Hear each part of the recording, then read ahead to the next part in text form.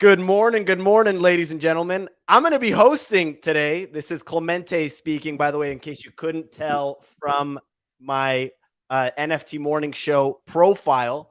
We got Pio, I think, driving back from Boston, but we got a great show. Why didn't he drive last night? I don't know. He hit me up. I was pumping some iron at Equinox, and he was like, "Yo, can you host the show?" I'm like, "I got you, bro. I got you. Come on. What are we doing here?" Did you have to drop that you're an Equinox member? I just had to share that. Like, did everyone need to know that? Is that like part of your like sort of image? Well, Nick, he pays good money for that Equinox membership, so he's earned the right to drop it, if anything. It's a tax write-off. Is it? No. Anyway, Spencer, welcome back to Chicago. How was the trip? It was really good. Got to see a bunch of just like people, a bunch of portfolio companies. We actually spent 2 days glamping in Chicago. One of our portfolio companies is a glamping startup. Damn, that sounds glamping. Very. Nick, that sounds like your type of thing. You were at Fire Island. Did you do some glamping there? No, I stayed in something called a Hotel Clemente. So that's what we were staying in. Pretty awesome. But glamping is very glamorous. There's a glamping thing. I know a non-investor of ours who's an investor who I know invested in a glamping site there's one here in New York, over on Governor's Island that you can go to during the summer. And people seem to like that one. That's where they started, and it's very popular. Where's the glamp location? We actually were glamping in Western Michigan, so like right on the Lake Michigan, a little bit off there, which is that near Flint. It was not near Flint, to my knowledge. Yeah, they were drinking the Flint water, also, Clemente. How glamp were you? Like on a 1 to 10 scale, how glamp were you? I'm more. It was pretty glamp. Glam. There were tents that had showers in the tents. Bravo, I agree. Like with running water, right? Not like some weird thing, like fully like plumbed tents. So it's not really a tent; it's a building made, but with a facade that is a little more flexible, not resilient, not designed for hurricanes. Yeah, basically. Are they permanent structures though? Yeah, I mean they have plumbing, right? So like there's pipes underground that go to them, but during the winter they do take the tents down, and so the like shower is an outdoor shower, and the toilets are like covered somehow during the winter, but the main tent bit is gone. So it's like a yurt kind of. These are other words. Let's go. What could be a wigwam? That's another thing you could go with. There is a wigwam, but not made of sticks and mud. So all right, moving on. Spencer, real quick, I don't know if you saw this. We had our XP, our graphic designer, probably make the most badass thumbnail for today's show. I think you have to do something with this related to Spencer Ventures. Yeah, I got to print that out, frame it, maybe put it on some good, foam core or something, put it on the wall. That's a powerful opening card. I love it, man. I don't like. There's so much advertising there. I feel like you're advertising glasses there. Like XP just got the glasses right.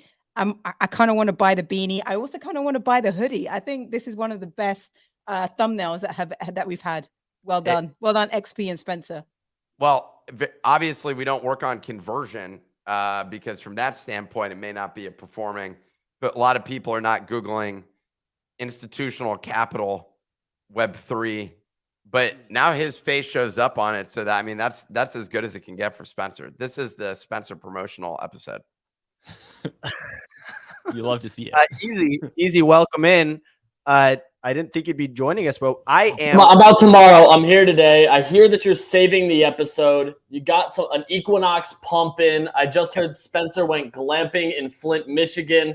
Doesn't sound glamorous. In a wigwam. And you also mentioned that it's glamping, but the house is wired up, so it's not actually like camping. It's more just like you got an Airbnb. They just call it glamping. I'm a fan of it. Airbnbs are now glamping. I'm sold. It's like a tree house with piping in it, and they're like, all right, so picture this. It's a house. It's got running water. It's got a kitchen. It's got full electricity. Camping. Easy. I think your speakers are coming in a little hot, just as a heads up. But anyways, guys, we're gonna go ahead and get started with the show. We have so much to cover. We're going to discuss institutional dip buying, as the thumbnail probably told you. We have the big dip in NFTs over the last 7 days. We're going to talk about farming the Friendtech airdrop and whether or not that's worth it, and some Web3 businesses feeling the burn. Are we also going to discuss popsicle survival rates across extended bike distances? We can. Because that was something yesterday. We went to a what can only be described as a networking event. Although, no, sorry. Excuse me. It was a release party of South Street Seaport. It's like built a Web3 integration where you can scan with MoonPay, and Keith Grossman and a bunch of other, and all of his all the artists that had done drops with his what was the collection that dropped with timepieces. All the timepieces artists were there, and some other people, but it was pretty much a networking event. But we stayed there for a little bit, but when we left, I was like, Clemente, I'm gonna go buy 4 popsicles, and I'm gonna bring them back and put them in my freezer. And I was like, what are the odds that the popsicles get back?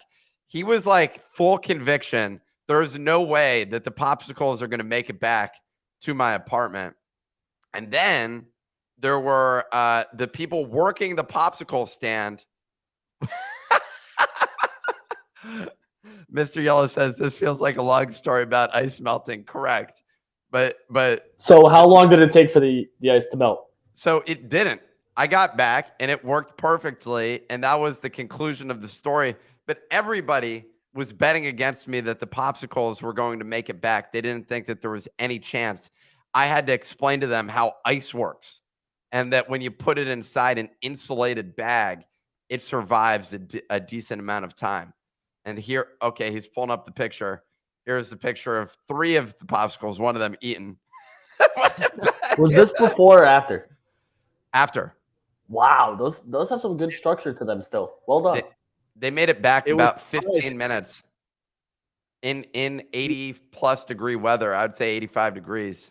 And it came back. You were stuffing them in your man purse, which you recently upgraded to. So from a fanny pack for my bike rides, I upgraded from fanny pack to man purse. And let me tell you, what's it look like? Is it like a satchel? It's a sling. Yeah, it's a sling. Okay. It's a nice sling. Okay. They don't sell it as a man purse. It's just called a sling if you're interested in it. And not Belroy, maybe. Oh, it is Belroy. The Belroy kind of looks like this. Zach Galifianakis from Hangover. No. Picture this is what the Nick setup. looked like yesterday at the event. Just okay, so that's not what it is. If you're wondering, it's the Belroy sling is what I got going on here, and it's pretty nice, I would say, and it's pretty sizable. You know, it's not a tiny one. But it's not big either. So, you know, it's a nice balance here. You did look good. You did look good. But anyways, guys, we're gonna go ahead and get started with the show. No, let's not get started, Clemente. I'd like to talk about the slit. No, I'm just kidding. Go ahead. All right. Signal, whenever you're ready, please take it away with the weather report. Yeah, Nick, I'm just really super proud of you that the fact that you have a handbag and the first thing you do is shove ice popsicles in it. You do you, though. You do you. But wrapped in wax paper. But as I was biking, I was like, if this melts, this is going to end up bad. Like, this is going to be a bad situation. Anyway, guys, it is popsicle season. It is August the 22nd, Tuesday. Hope it is sunny where you are. Market volume coming in at 14.3 million. Blur still with the majority share at 7.2, OpenSea at 3.6. Onto leaders, hasn't been much change. Still like down in those funky numbers. Ape sitting at 24. Punks just below 50 at 48. Mutants still high at 4.6. Captains and D-Gods neck and neck at 3.7. Azuki holding on to 3.4. The dip keeps dipping, and Pudgy Penguins just shy of that 4 ETH wall at 3.7.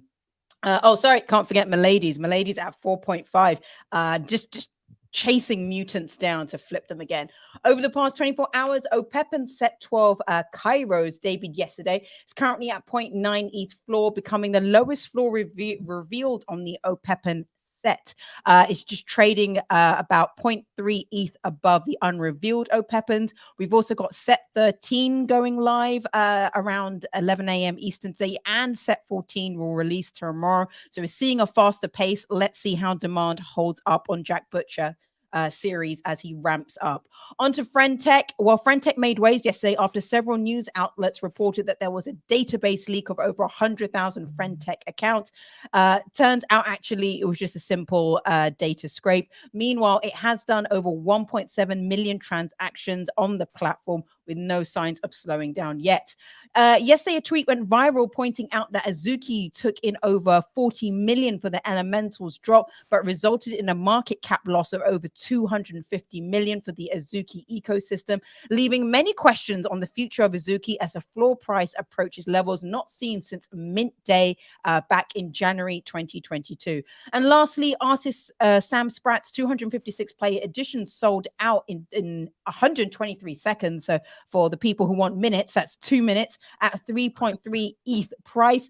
And the leading bid for the Monument game currently stands at 120 ETH. Wow. Ending at 7:30 p.m. Eastern on Thursday. Damn, look so at congratulations to Sam for an absolute, astronomical sellout. It is back to you folks in the studio.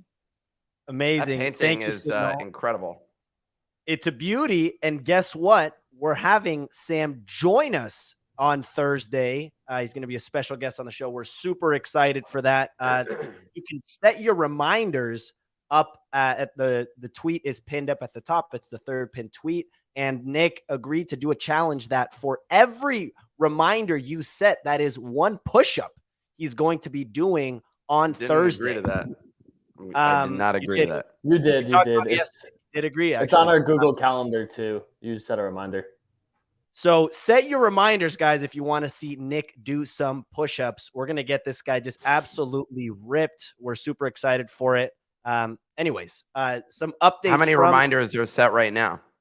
Well, I just tweeted it. So I don't know, 6.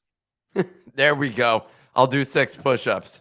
Oh, so we have 2 more days to push it, and I'm going to push it like there's no tomorrow. Anyway, some updates from the Nifty Daily Digest. I'm going to try to do the dual screen sharing for the YouTube folks and read them out at the same time. Let's see how it goes. Anyways, following their announcements on making creator royalties optional, OpenSea revealed plans to add a 0.5% platform fee on all OpenSea listings and offers created on OpenSea Pro starting on August 31st. They cited the change as necessary to prevent inorganic volume and keep data as accurate as possible. I don't know about that one, but people weren't too happy about it. Second story, like Signal touched on briefly on the Friendtech front, Asset Dash, a portfolio tracking tool, released a Friendtech leaderboard that shows the top 1,000 creators sorted by share price, market cap, and volume. You could see Kobe, is a share price of 2.5 ETH, and you can sort by whatever you'd like to do. And lastly, this I thought was pretty interesting. Azuki announced a partnership with Super Bowl champion Kansas City Chiefs quarterback Patrick Mahomes, featuring a holders-only raffle for a chance to win a one-of-one Ikuzo Mahomes card. It's a physical, looks like a grail piece, and a chance to redeem a limited edition Scorching Sidearm Pass physical card. You also had Patrick Mahomes tweeting it out, and he tagged Azuki. That was pretty cool to see. 300,000 impressions. So some continued partnerships there. Cool to see that out.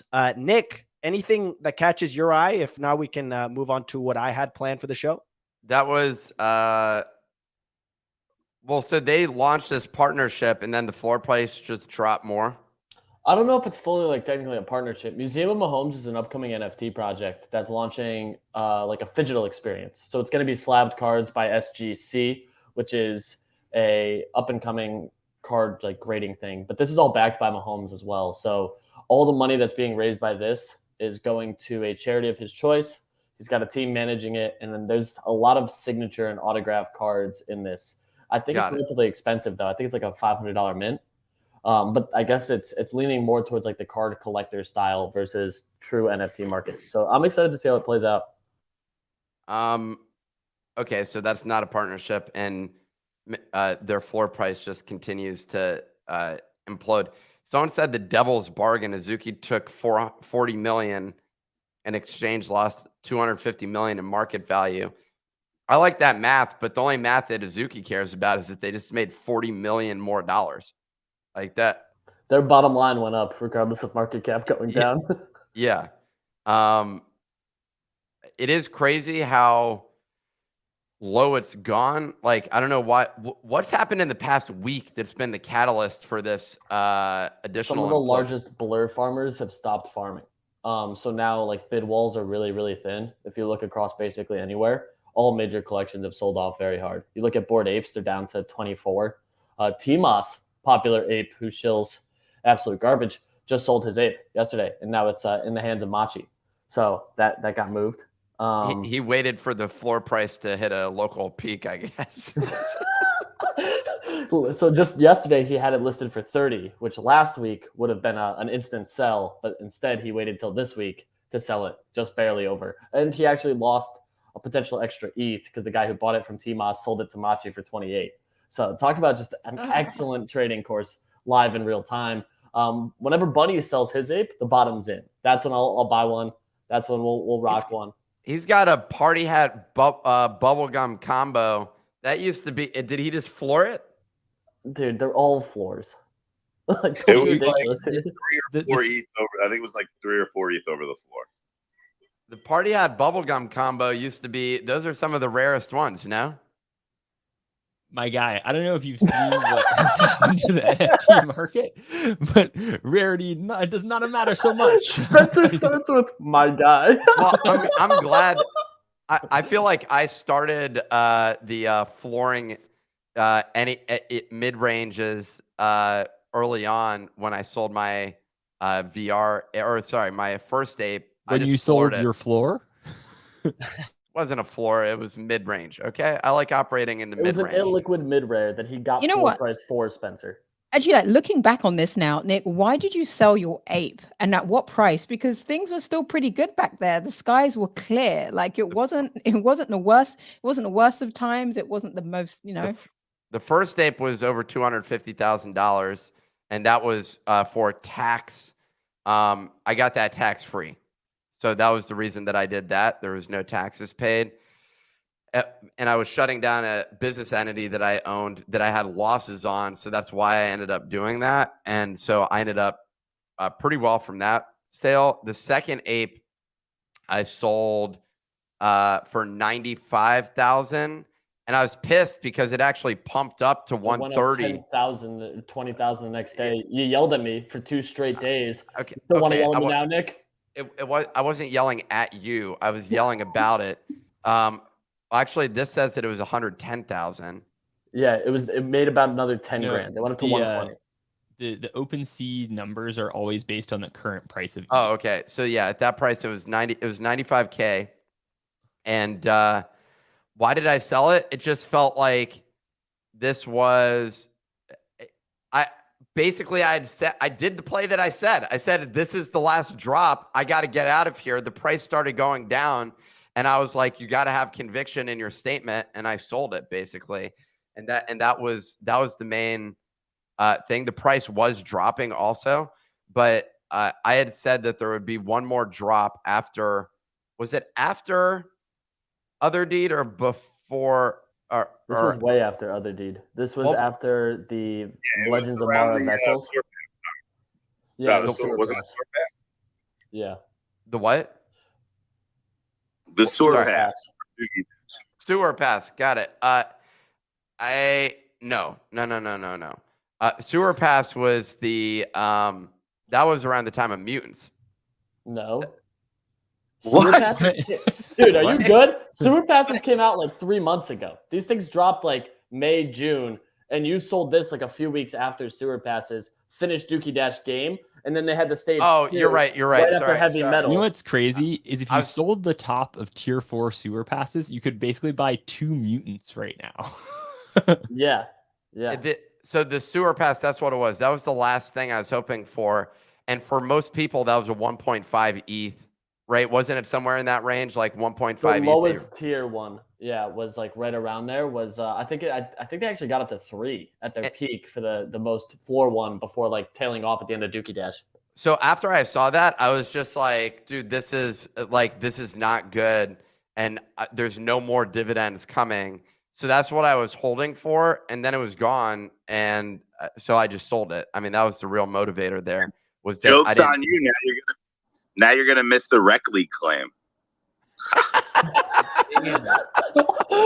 You can get it under mid price right now if you really want to go crazy. I can go buy it. The real question is, what on OpenSea is going to stay above 1 ETH, in the future? Who's going to use OpenSea is the real thing. You just saw what they posted. Yeah. They got rid of royalties, but they're putting a 0.5% OpenSea fee. Like, talk about being just absolutely tone deaf. You just got absolutely cooked for eliminating royalties so late, and now you're like, we understand. Screw the creator. We want our fee. We're going to make sure we get our 0.5%. You're going to still use us. It's a death sentence for him. You saw Yuga leaving. If you pull that mic right here, you're going to get better out. Is that better? Well, now that's really close, but maybe there we go. That better? That's what I'm saying here.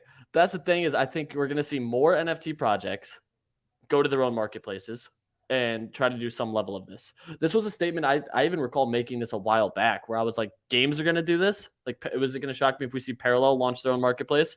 Not at all. And now we're going to see Yuga do the same. Yuga's launching a bunch of gaming stuff. This is not going to be surprising at all because they're going to just try to get more volume on their markets with some level of royalty. And OpenSea now just being completely tone deaf is like, we want 0.5%, no royalties, good luck. No one's going to use them. It's all going to shift to Blur or in-house marketplaces. Spencer, I do want to get Spencer's take real quick, Nick. We were talking to Machi yesterday, Spencer, and he was basically saying that from a Blur farming point of view, right now is actually one of the better opportunities you're going to get because there's such little competition from a farming point of view. What's your take on Blur's current status? Are you still looking to farm the Blur token? What's your take there? So real quick, Clemente, it's not machibigbrother, it's Jeffrey Wong, as Pio called him straight out the gate. Pio just, okay. We just start the anyway. Pio starts the interview with literally like, and today we have on the show Jeffrey Wong, which like nobody knows him as in this space. Anyways, I thought it was pretty funny. Go ahead, Clemente. I'm sure you had to be there, Nick. Sorry, I'm sure it was funnier than the retelling, but yeah. So I mean, here's the thing, right? Like, here's what's going on with Blur in general is like the fewer people are Blur bid farming, the more points you get for bid farming. That being said, if nobody's bid farming and you are the one bid farmer, you are much more susceptible to getting like obscenely large dumps dumped on your head, right? And so this is why, like, for example, if you look right now, the collection that actually has been hit the hardest with like lack of liquidity, it's not Azuki. Azuki still has like 110 bids within like a little bit of its floor. The collection that has no bids was Bored Apes, right? Within a couple of ETH of floor. So, okay, that's the bid depth on Azuki. You have like literally like 200 within like 0.01 of floor. For Bored Apes, to get to like 100 units of buy pressure, there isn't even 100. Maybe there's a total 100 units of buy pressure. You go down like 7 ETH from the floor, right?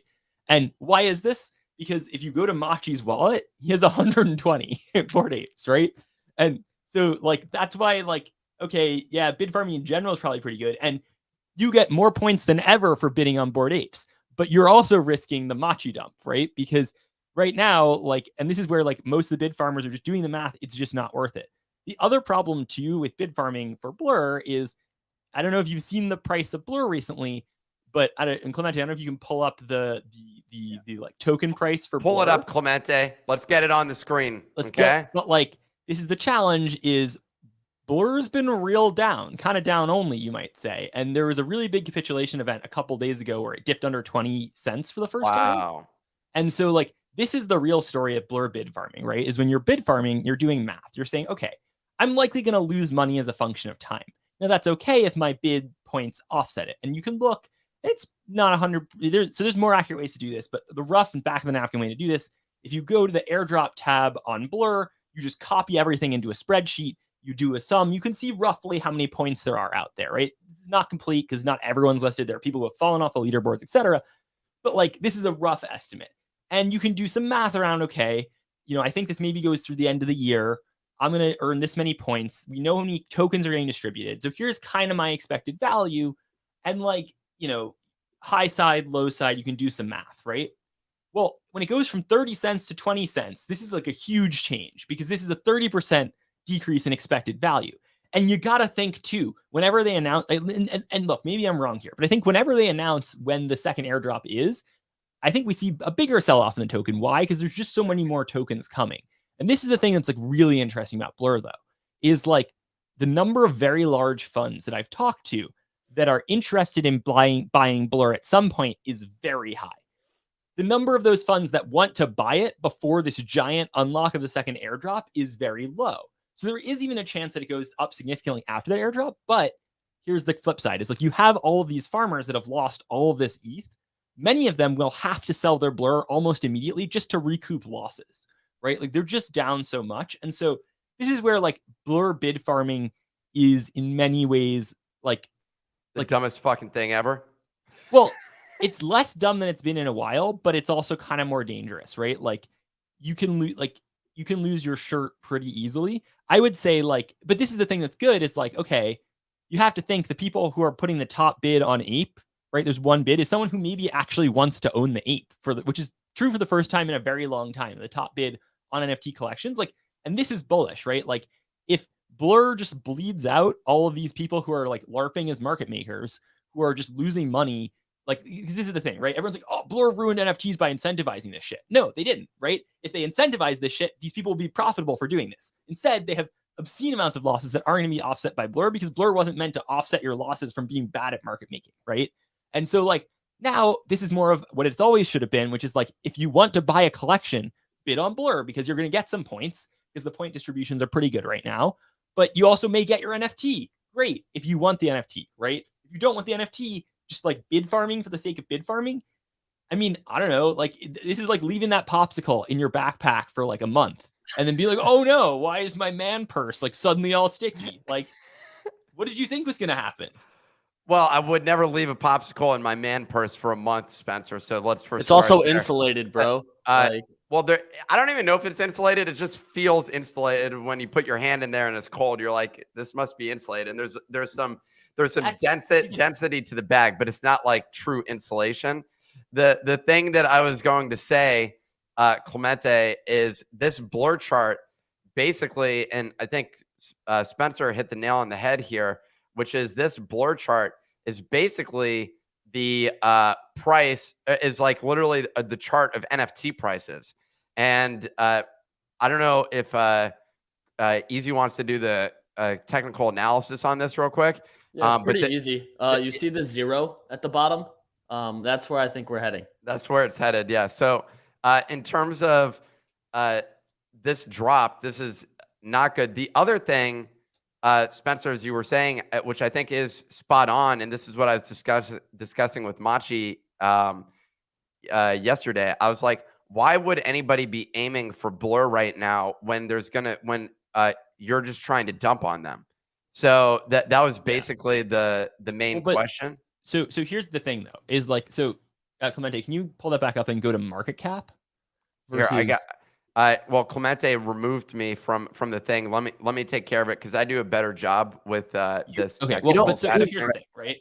is, we just talked about like the obscene fumbles that OpenSea is making. I think this royalty thing is the final nail in their coffin, right? Like, and I'm clearly not the only one who thinks this, right? Because for Yuga Labs to like publicly get in a spat with OpenSea is like no small thing, right? Like that's a last resort for them. That's not something that's like they're doing off the hip. They have the same lead investors, right? Like these are companies that should be incredibly aligned. So for them to be like, hey, we're gonna block OpenSea is like a huge nail in the coffin for OpenSea. Like Yuga Labs assets are a huge percent of all volume on all marketplaces. Like the historic fumble of OpenSea is insane. Now, if we go to market cap, $190 million market cap, now think about what that is fully diluted. What's fully diluted? 633, yeah. $633 million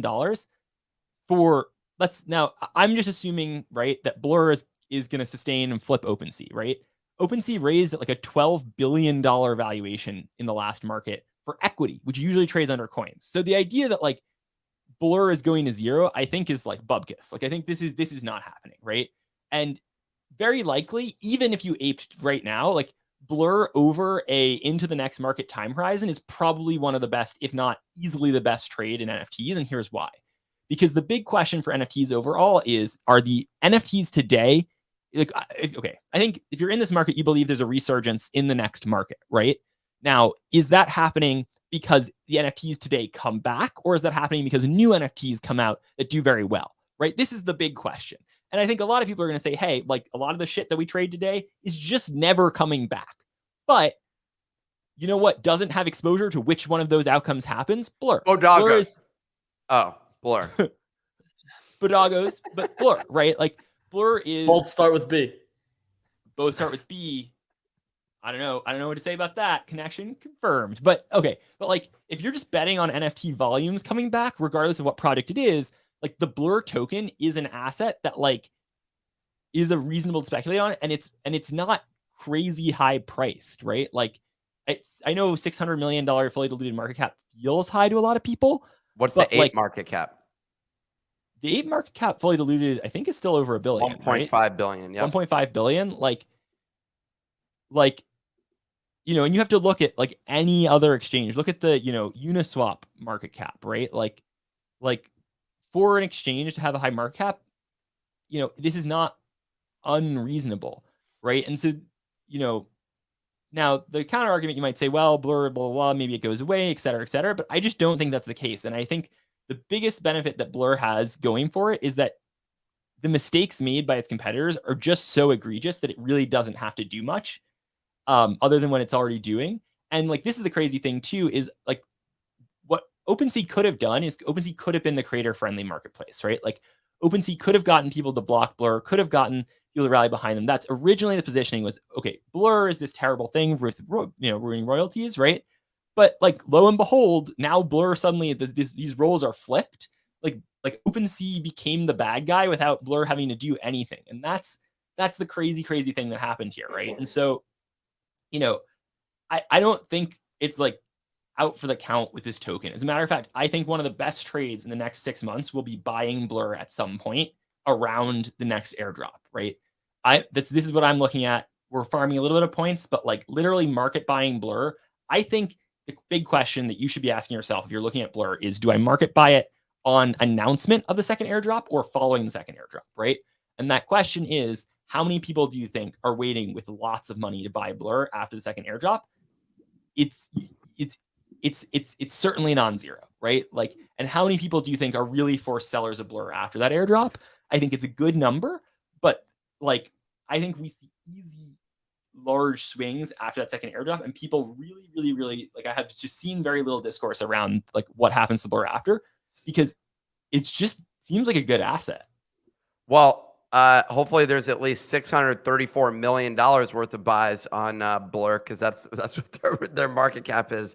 I don't know what that's not an accurate assessment, but I also feel like if the coin is dumping, Spencer, I would actually buy it. Like right now, everyone expects the price to go down, and I think that causes the price to go down. Yeah. So part of me actually thinks that you may want to buy it before the anticipated buys go down. I mean, at some point you got to make a trade, which is like, do I think an NFT market is going to be worth $1 billion? And the answer to that is yes. What's interesting is ApeCoin was the previous proxy to the NFT market, and was the way that I viewed it when it came out, because there was no other token that existed around NFTs. Blur's now probably a more accurate assessment. That said, Blur to me represents a subsegment of the NFT market of the future, which is those which are actively trading NFTs, which in this case were quite expensive. Like people that were willing to place bids in the tens of thousands of dollars range on NFTs. That's a very small market to begin with. Even in a bull market, it's limited the number of people that are willing to spend that much money. And so that's the thing that I sort of wonder about is like, but like, so this is, I've heard you say this before, and I don't necessarily agree with this argument, right? Like, I think this is true if you think about NFTs as purely collector's items. But if you think about NFTs as like proxies for ownership of companies, then like the market caps of NFTs didn't say that. When you the market caps for NFTs is like maybe like something like a financial asset, right? Like aren't that crazy high when they're at tens of thousands of dollars floor, right? Like this is the whole argument, is like if you look at the top market capped coins in the coin ecosystem, and then you compare that to the top market, like there are random coins with like $10 billion market caps, right? Like you don't have to be that successful of a company to have a coin with a really high market cap. Now, NFTs, this used to be true that they were trading at like top NFT projects were like a quarter of the market cap of top coins, right? Like that said, you can buy fractions of a coin, which does make the liquidity a lot more or a lot better. So like there are reasons that there are like higher liquidity. I don't think we'll ever see like NFTs have the same market cap of coins, but like, you know, within the scope of crypto market caps, like NFT market caps are incredibly low right now relative to coin market caps, right? And so you might say, okay, well, maybe in the future we'll have greater supply of NFTs. Maybe they'll trade more similar to a fungible token. But like, you know, I'll always make this argument that I think like floor price of NFTs is noise, and you should just be looking at market caps. And I like that. Well, Spencer, on that note, we've had two NFT collections that I can think of that fit that kind of narrative that you're talking about, where they could potentially drop a token. Well, pretty much three. Yeah. We have Oni Force, we have Grapes, and I don't know if we've talked to you about that one before, and we have Captains. I'm curious out of those three, because those three have seen significant bleeding in the last 30 days. Grapes has actually been pretty strong, but those other two, I'm curious out of those three, what your takes are on potentially making them a buy right now. Yeah, so I mean, I haven't looked into Grapes too deeply. You guys know I have a pretty significant Oni Force bag. I think the most imminent one is pretty obviously Captains, right? Like there is some point at which, you know, and this is the thing, right? And this is, Clemente, you bring up a good point, and I want to explicitly connect this, is like, okay, let's say your average like coin, even your average shitcoin market cap is higher than an NFT market cap. If that spread gets too big, then there's this huge incentive for like NFTs to just launch coins, right? And so they'll do an airdrop, they'll do some sort of staking to yield, like whatever it is, but tying your NFT price to a coin can pull you up into the into the coin market caps, right? And so this is where something like, okay, let's just do some back of the envelope math on meme coin, $meme. The NFT, I got to rerun the math. It's something like $100 to $150 million market cap for all the meme land NFTs, right? Now, you know, Harry Potter, Sonic, Obama, 10 Inu, like $sign Bitcoin has $190 million market cap, right? Now, your NFTs aren't going to get the full share of that airdrop, but let's say that, you know, day one, usually it's mostly the NFTs that get it. They're doing a fire sale too, so there's some calculation of like what you think the value of the fire sale assets are. But I'm going to say reasonably, and this is like, you know, there's some assumptions here. I think it's pretty reasonable to think that Ray is going to be able to get a market maker. It's like, you know, GSR, Wintermute, one of the big ones, right? That's what most of the coins do. This is why coins have this higher market cap, is because they have real market makers, not LARPing market makers on Blur, but real market makers that market make these coins. So you got a market maker, and then you get an exchange listing. For Ray, it basically, I think, has to be Binance, right? Like they're an Asian company. It's kind of hard to get listed on Coinbase, but they're going to get listed on Binance. They get those two things. Now, day one circulating supply is probably mostly going to be NFT holders that get it. Now, in that context, what do you think the day one circulating supply of meme coin is? And let's say they drop like 25% of what your captain will ultimately get on the first day. Well, I'm going to say there's no way that is less than like, I don't know, $50 million, the circulating supply, right? And all it takes to get to a $50 million market cap is like $1 to $5 million of buys, right?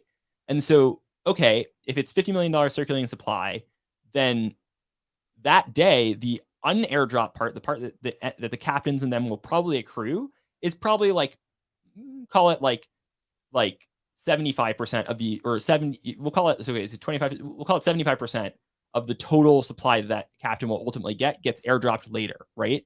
And so let's say $50 million for the circulating supply plus 3x, for the value of the tokens in the NFT puts it like 200 million, right? But as we've seen with like other meme coins, like, Pepe ran to 3 bill. Like, it's not crazy to think that that number isn't 200 million. It's 3 billion, right? Or 3 billion maybe is high, but like, let's say $1 billion, right? So that's like a 4 or 5x on whatever the price is now. And, look, again, this is some pretty rough math here that I'm doing, and it certainly may not play out that way. But like, if you're thinking, what are some really positive potential catalysts? Like, that just seems like an obvious one to me because of how like meme coins are generally priced. And I actually think $ meme is a pretty good one, right? Like, yeah, I mean, well, and it feels like, well, when you look at like Azuki and D-Gods, right? Both pretty much bled. They all bled pretty hard in the last 60 days, in addition to captains. When I look at captains, I'm like, okay, what was it that caused the bleeding? Because D-Gods and Azuki, it was like they clearly fumbled something. When I look at captains, it was, okay, maybe they delayed, like people expected the meme coin to drop sooner rather than later, and the smart PFP didn't live up to expectations.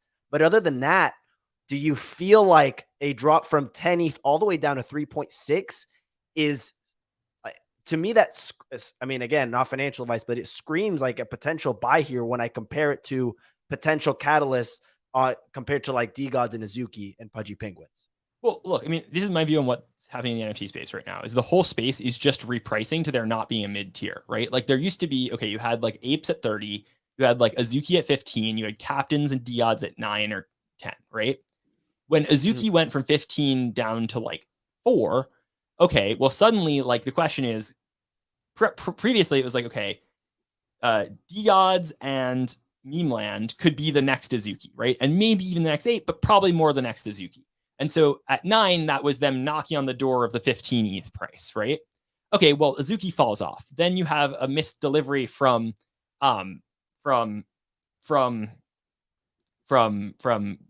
from Dust Labs, right? So they fall down too. And now you've got captains. Like, of course, they're also going to fall because, and now you've got, okay, apes at 30, and the second highest collection is like 4 ETH. Of course, apes go down, right? Because, like, okay, the ratio of them to the second highest project hasn't changed. It's actually gone up, right?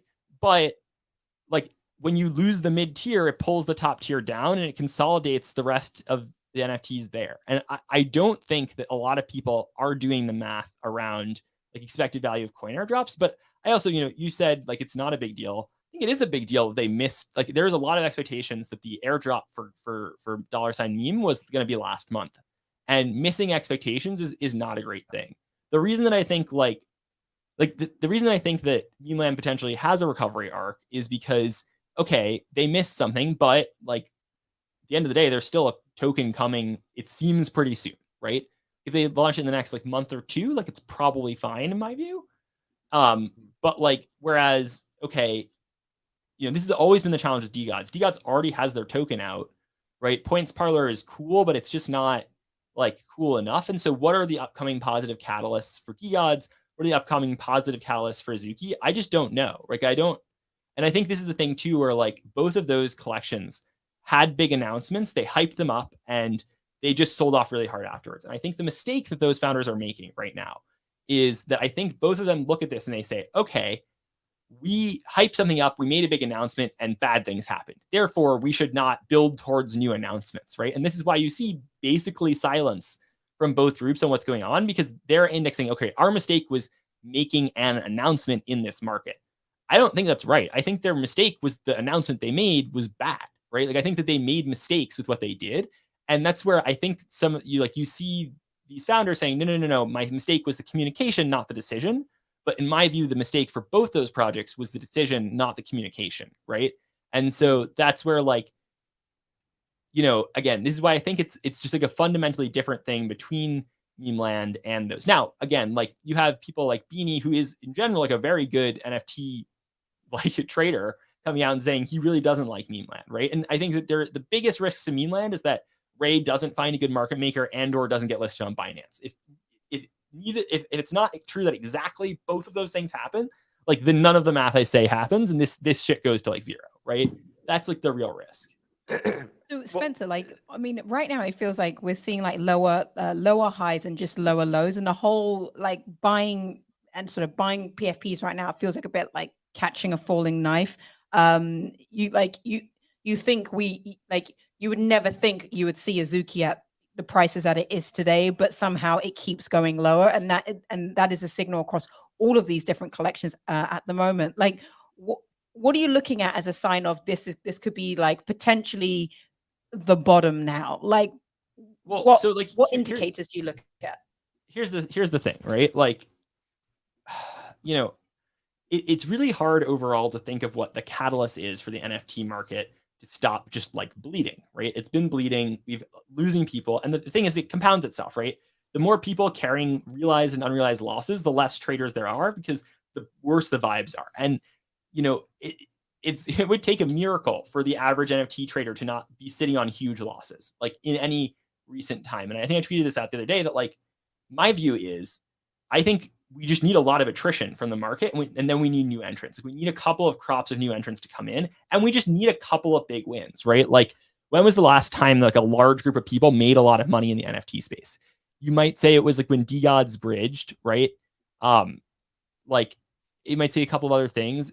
Everyone's absorbed with friend tech right now because friend tech is like something different, and people are, for the first time in a while, just making money, right? Like people in crypto like enjoy the dopamine hits. And so I think that it's a bleak path ahead. Now, the counter argument to that, and like, until like there's an influx of new and interesting stuff that come in, and I think we're entering a phase in the market, and this happens all the time, where like everyone's so skeptical that like something has to run, right? Because everyone's so skeptical that they're gonna and they're just gonna miss the next thing, because they're like, like, NFTs are dead. And like, it always happens that something has some stupidly crazy run when everyone's like at like their most. But I'm not convinced it's one of these existing things, right? Like, it might, like, what have we seen run? It's like Miladies and Sproto Gremlins, right? Like, the flight right now is from execution to non-execution, and that's because execution risk has been like not so great, right? But that being said, here's a counter argument, right? A lot of people have said, okay, and this is something that took me a while to come around to, but I'll agree with, right? Like, Blur's increased bid depth meant that like people with large positions could exit their large positions very quickly, right? And so there were people who like may never have sold, right? You think of like OSF and Mando, who I'm not convinced would have sold their apes in the bear market, except for they got this golden opportunity to do so, right? And so because there was bid depth, it increased more buyers. Well, we just talked about how like there's already starting to be like Blur bidders quitting. Like if the bid depth goes down enough, maybe we go back to that old environment. And I think people are so accustomed to this high liquidity environment that a low liquidity environment may not actually, it's not obvious to me that that's bad for floor prices, right? Like, if NFTs going back to being less liquid, we see fewer of these like huge dumps. There's less of this noise. Because the other thing I'll say too is, I know a lot of people that are like, I feel like NFTs are unbuyable until the second Blur airdrop. When the second Blur airdrop happens, that's when we see all the bid depth go away. It's when we see all the farmers dump all their supply and hopefully just exit, right? And after that, after all, like, from those ashes, we will look to build positions, right? That's a pretty common sentiment among investors. And as we said with Blur token itself, like, it may be that enough people are thinking that way that it like doesn't really happen. And, this is where I look at, okay, what is the one collection that just hasn't moved at all is punks, right? Like, it's actually crazy to me that punks haven't moved more given the movement in ape prices, right? Like, the ratio of punk price to ape price is crazy right now compared to what it's been historically. And so you know, like, and I think of like, what's the difference in punk holders versus ape holders is like the demographic holding punks, like it's again, this lower execution risk, but it's often like just like more relaxed, longer term money. And that's where we haven't seen enter the space in a while was like outside of like Flooring Labs and Pimp Capital, like it used to be a lot more common. People came in with like, you know, $1 million, $2 million and just bought a bunch of shit and like, we're like, oh, I have an NFT position now. Like that's a big thing that used to happen in the space. And like, it really doesn't take that many of those people to come in and move the market a lot, especially in a low liquidity environment, right? But those are the people that are most not coming in right now, because if you're just like casually observe, okay, let's just put on this hat. And this is going to sound crazy for a second, but just bear with me. Let's say you have like $500 million that you invest in crypto, right? There's more people than you think that have this, right? And you're like, I want to toss like 1 to 2 mil into some NFTs. And you go to your buddy who trades NFTs and you're like, hey, is now a good time to toss in some NFTs? I'm sure many of you listening on this show are that buddy, maybe not to someone of that size, but to like someone, right? And you tell them, yeah, I think today is the day to buy. And it's before the second Blur airdrop. I don't know. Is that the right answer? Like, it's not obvious to maybe, right? And I think maybe is now a time to start nibbling, but like, it feels really hard to buy NFTs before the second Blur airdrop. Now, that being said, after the second Blur airdrop, there may be all these people with liquidity waiting on the sidelines to buy stuff. There may also just not be, right? Like that may just be hopium, but I think that's kind of where I view this market at right now and where it's going. And the truth is, like, if these come back, like, you know, this is capitulation, right? And this is the beginning of it. And, you know, we'll just have to see. Yeah. And I mean, I feel like what you were saying, basically where NFTs feel unbuyable. I have felt that I consider myself a low end kind of consumer. Like I just like to buy stuff, hold it for a few weeks, a month, whatever. Everything that I've bought is like you buy it and you just see it get dumped on. It's hard to signal like what's real versus what's not, other than CryptoPunks and Utes. Like when I look at Utes on OpenSea, that feels like real volume. You see like 15 to 25 sales per day when it's not, obviously not considering what we experienced last week. That to me feels real. I like that, but then they're going to get potentially when they move to ETH, that's going to end soon. Anyways, real quick, Spencer, on Ape, I want to touch on this real quick. Do you feel like there's a realistic chance that by the end of the year, Yuga Labs drops a marketplace that's powered by Ape? And B, will that be only Yuga Labs centric, or will it also include other collections? I'm just curious your take there. A, this already exists. So ApeCoin DAO has a marketplace they made that's only tradable in ApeCoin. I don't know, right? Like, I think Yuga Labs may make a marketplace, right? Like, this is one of the funniest things to me is like looking back on this, the CryptoPunks founders like got this shit right. They made a contract that was only tradable on their own marketplace and had no royalties, right? And like, this is one of the things that's funny in the punk community is punks have always been like, what the fuck is everybody else doing, right? Like, you've got this like crazy whack marketplace that like doesn't work and like all these fees. So like, you know, collection centric marketplaces may exist. Now, I'm a little bit skeptical that they are going to do their own. There may be another marketplace that comes out that they support, but just from a legal risk perspective, right? Like, there's a lot of distinct risks between running a project and like a marketplace. And if you have your own marketplace, like, is that promise future value? Like, it would shock me if Yuga Labs has like Yuga Mart or something. It would not shock me if Yuga Labs works with an upcoming thing to launch a new marketplace, right? That's the distinction there. And like, honestly, like, if the only place you can trade Bored Apes is in ApeCoin, like, that sounds bad, right? Like, there's just more money in ETH than there is in ApeCoin. Like, people would freak out. That's a huge change. So I don't think we see like apes become only tradable in ApeCoin. You also have to get people to migrate the contract. There's just a lot of reasons that probably is not rewards, just rewards, similar to Blur rewards, just ape rewards. And it's clear. It's like, hey, season one, kind of like what Twitter's doing with their creator rewards. It's like, hey, every 2 weeks, we're going to give a percent, depending on your percentage of buy and sell, etc. We're going to give you a percentage of this much ape every 2 weeks. Well, but here's the thing is like, that's not a Yuga Labs decision, right? Like, that's an ApeCoin DAO decision. And I think like Yuga Labs, you have to remember, like, Yuga Labs is under ongoing like SEC probes about ApeCoin.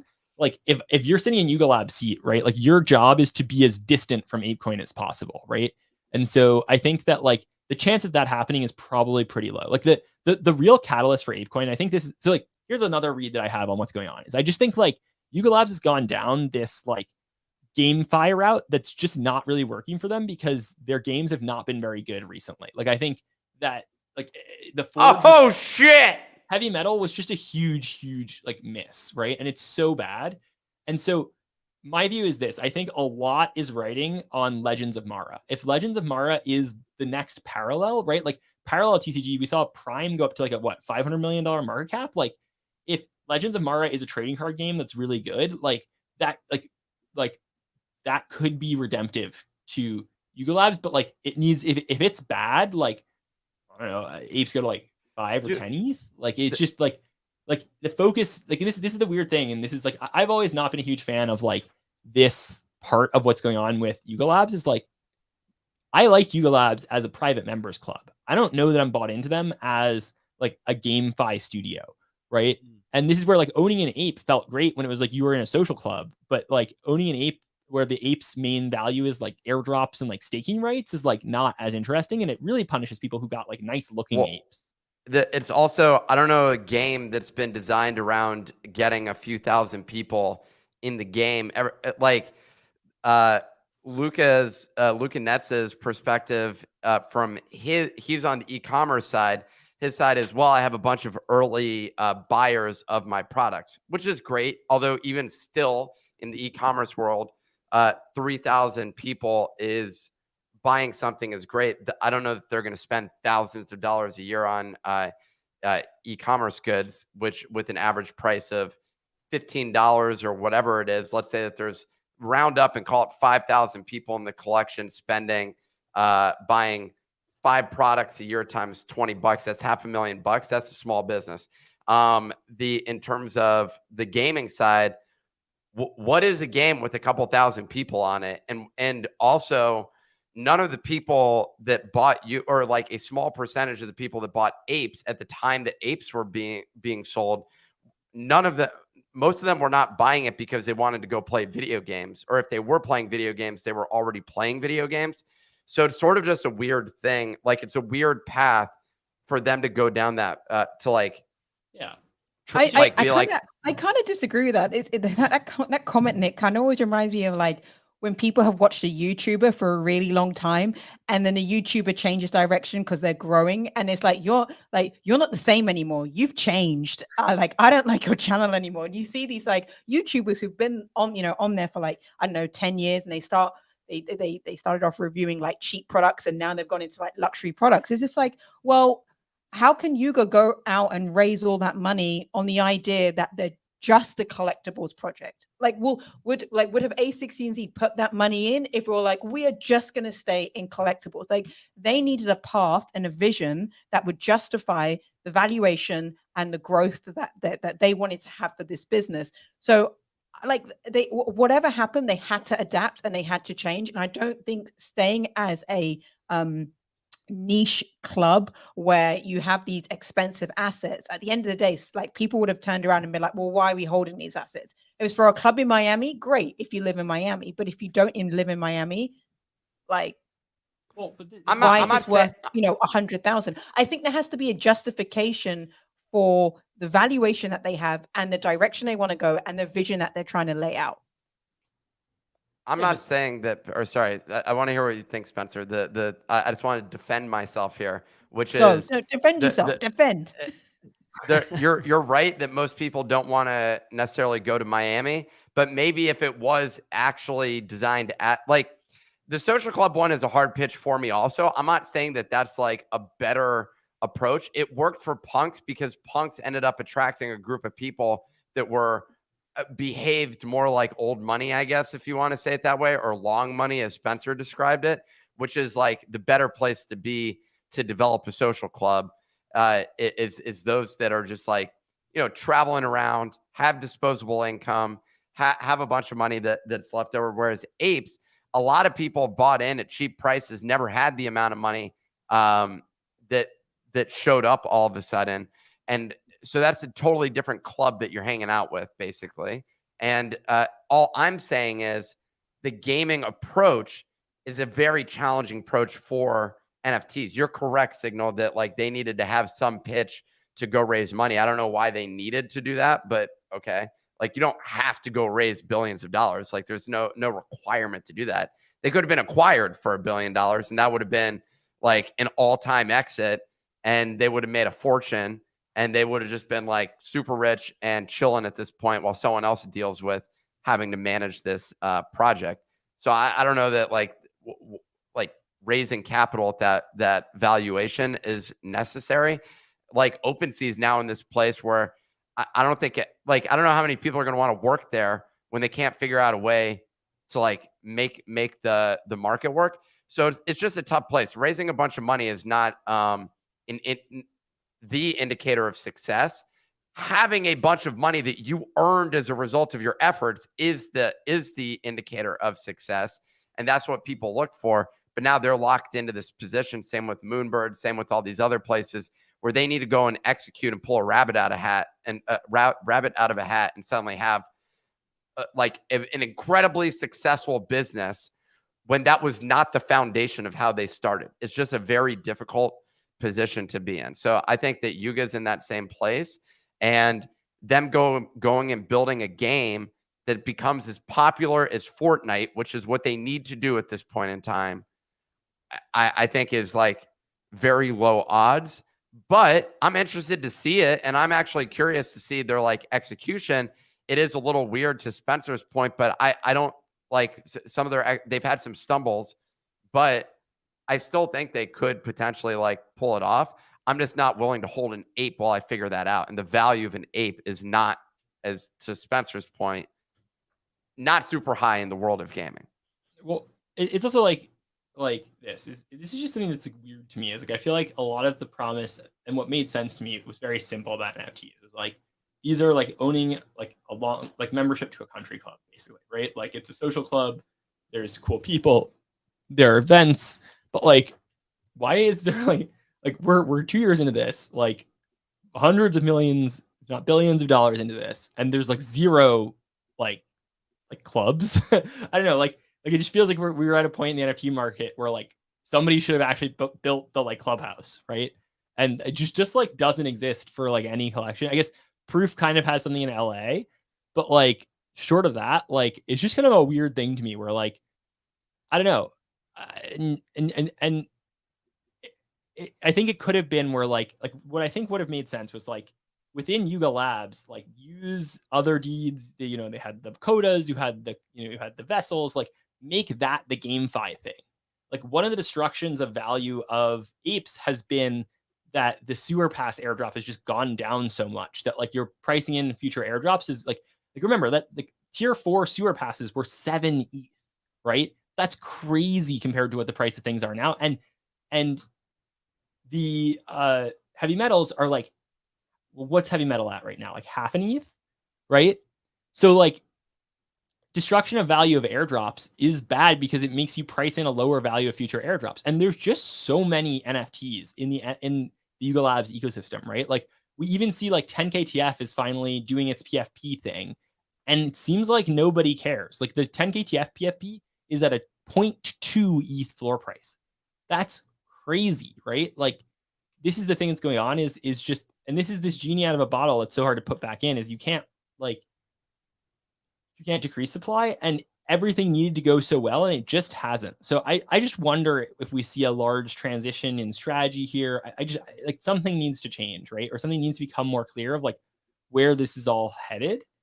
I think that other side will be a huge catalyst in the next market, but beyond that, like, I don't know where apes fit into this, right? You have like Punks is the like, we don't do anything collector's item in the Yuga ecosystem. Like, other side is and ApeCoin are like, we're building a thing, like here's exposure to the thing. What are apes? And it's also been surprising to me that like the playability of your ape in almost none of these games really exists, right? Like that was the thing, is like, I would have expected by now that in the games they released, you would feel like a big baller for having, say, a gold ape. And there's just been no time at which that's happened. And so they just released the game footage though of the other side. They just did the other side test, I think, in LA, where you had the apes running around. And like, I'm not a gamer, so I don't know how cool that looked, but I thought that looked like pretty good and pretty fun. Now, that was just a snippet of what's to come. And sorry, going back to you said that no one's really cracking this social club thing. They are, but they're just the smaller projects. And I think the bigger projects get so much attention and time on shows that not everybody always looks at what smaller projects are doing.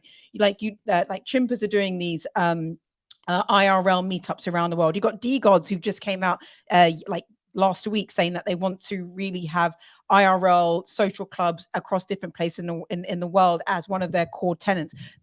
PFP projects are doing it, but they tend to be the smaller ones. And frankly, if like Bored Apes are doing that, I don't think it would justify the price, or if they were only doing that, it would justify the price of where apes are, like even today at 20 something ETH. I mean, it's expensive to buy membership to various social clubs. There's also different categories of them. I mean, it's pretty expensive to get access to a lot of like golf clubs, for example. There's like a lot of them that cost, $50,000 membership fee with recurring annual fees. There's even more expensive ones. And I think that there is the possibility of something like that. The problem with a lot of these different things is that I think the social club thing was always interesting because you can buy this and you can sell it and there's an inherent cap and it's completely public as to how many people own this NFT and have membership to a club. Where it becomes difficult is you need to have an actual club that people are willing to pay on a recurring basis, that the membership itself is not just and that's the way that every club operates, basically, is that you pay an entry fee. And sometimes I think you can get refunded for when you leave the club, is that there's like a limited spot. But usually it's, hey, I pay this amount and then pay a recurring amount that you have to ongoing pay for your membership fee. But like that would just kill Bored Ape Yacht Club if you had to keep paying for something. And more importantly, now they have to figure out a club that a bunch of the flaky ass NFT people want to attend on any sustainable basis. This is the worst consumer base in the world, outside of the fact that they're willing to pay a ton of fucking money for NFTs. But having them as customers is also one of the most difficult things in the space, because people just like leave, they get emotional. There's no it doesn't correlate to most traditional like social club memberships and things like that, where someone's like excited that they're going to the golf club this weekend with their family or friends or whatever it is. Whereas like in this environment, it's like, why is price not going up anymore? Why haven't you done anything that's made price go up? And it's like, I can't control the fact that there's no blur farmers right now. That's completely out of the control of every project owner in this space. Yet every project owner is like held accountable for the price action of the entire NFT market, of which they have no control over. So why the hell would you want those customers even to begin with? And what are you going to even sell to them? That's the challenge that every NFT project is dealing with right now. And that's the biggest issue. There's no way to win in this space. It's very straightforward. There's no winning playbook at this moment in time. The only one that I've seen that I respect for the most part is Pudgy Penguins. And Pudgy Penguins has actually delivered something into the marketplace. It's not clear that the NFT holders give a shit about that, because the price isn't suddenly surging as a result of Luca and team building a business. But like, that's the biggest challenge that exists in this space at this moment in time, is that it's not clear what you can deliver other than art. And that's why I'm actually, oddly, even though our show does not seem universally bullish on art, that's why I am very bullish on art over the long haul, because there's no utility promised other than the collectability of that piece. And to your point, Spencer, the demographic of people that are holding this is long money. I'm very interested in that portion of the market. Sam Spratt doing a drop that sells out in seconds and holds a high floor price. That's very interesting to me. And that category seems the most compelling out of everything that's going on in this space. And anything that's pertaining to call it securities correlations or whatever it is really it is really difficult. And I just don't know that people are willing to trade on that basis. And there's not enough people that are operating to or willing to participate in the NFTs as securities marketplace. I mean, I think the other thing, like, it's interesting here, right? Like, we talk about what, the challenges with NFTs. I think there's also like these other crypto risks, right? Like, what happens, and this is the other thing that I think, if you step back, people who are looking at macro, like people who are multi-strat, right?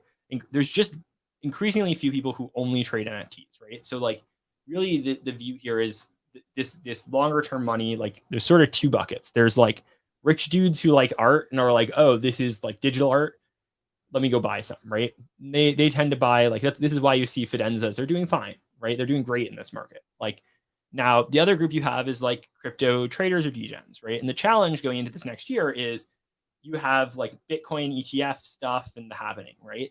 And either that's going to go well or it's going to go poorly, right? And those are both very binary outcomes. There's no like probably middle outcome next year for like ETH and Bitcoin. And if they do really well, people will sell NFTs. And if they do really poorly, people will also sell NFTs, right? And so like, that's the other thing that I think might be kind of like a blocker to big catalysts in the space, is the focus and attention on other stuff in the market, right? And it's really reasonably warranted focus and attention on other stuff in the market, right? And so this is where, like, you got to be considerate of the different variables here. That being said, like, if NFTs go down another 50%, like leading up to the second Blur airdrop, it might be a great time to buy. Like, this is a time to be paying attention at the very least. Yeah. Well, we'll see what happens and why I'm right and everyone's wrong. Okay, that's what's going to play out here. No, I'm just kidding. But before we wrap, Signal, any closing thoughts? No, I actually think that Nick is right. I hate to say that and agree with him on there on camera because it's actually recorded. But no, I think he is right. I think even if your thesis plays out to be correct, Spencer, I think what will lose a lot of people in the long term is how long they have to wait. So, we had Crypto Kaylee on the show, we've had Raul Paul on the show, and everyone is like their timeline is saying more 2025 than say the beginning of 2024. And I just think that is an extremely long time for at least the PFP side of the market to survive that cycle, for the businesses to figure out like what it is they want to offer their holders. And I think that is where you'll really start to see that capitulation. And if that timeline is correct, that it's more towards 2025 than it is 2024, I think there is a lot of price correction that still needs to happen, which brings me back to Nick's point of why something like the art sector is much more likely to probably do better over the long term, just because there is no expectations and you're just collecting art because you like art and because you like the artist. So I think what will be interesting to see like is where capital flows next year and going into 2025. The last thing I was going to say is the other issue that's existed in this space is that basically anybody can list at any given point in time. In the art market, it's way harder to like, I mean, I guess you can go, there are online sites you can go on to list your paintings and stuff, but like, there's not as much like liquid supply, like sitting on the outside of like your local corner gallery. But if you go into a local corner gallery and ask them how many art pieces they're selling in any given month or any given year, it's probably not a lot. and so that's where like, there were a bunch of people that flooded in that think suddenly like all of this money is going to come out of thin air. There's just not enough people operating inside of this space. And that's the biggest thing that we need in order for it to sustain the sort of pumps that we saw when everybody, like when NFTs boomed with COVID, money was flying, all this other sort of thing. Like that was such a unique point in time. And all of us were just like, somehow getting spectacularly wealthy, but really all it was the Fed was just forcing money down every channel possible. We need that to happen again, Fed. We need that to happen again. So that's what we're waiting on. The real key was take that money, buy treasury bonds, and then just wait. And then once inflation goes down again, they can start printing. Oh yeah, that's the real alpha. The real alpha is that the Fed funds rate is 5.5%. And so you should go look at your bank account and make sure it's earning its 5.5%, or 5.3 is probably 5.2, 5.35 is reasonable. But like for most people, the right approach in the market right now is just own treasuries, right? Pretty much. And It's like good money. It's going up, I real think. good money. I mean, you know, like don't galaxy brain it too hard, right? Like that's what we're ending it with today. Buy treasury bonds. Do not buy NFTs. Leave this fucking space and buy treasuries, you dummy. Ladies and gentlemen, that's our show. Thanks so much for tuning in. We're going to be back tomorrow morning. I think Pia will be back, but if not, either way, this was a great show. Really appreciate you all tuning in. We ran a little long. Hope you enjoyed it. We will be back tomorrow. Thanks again for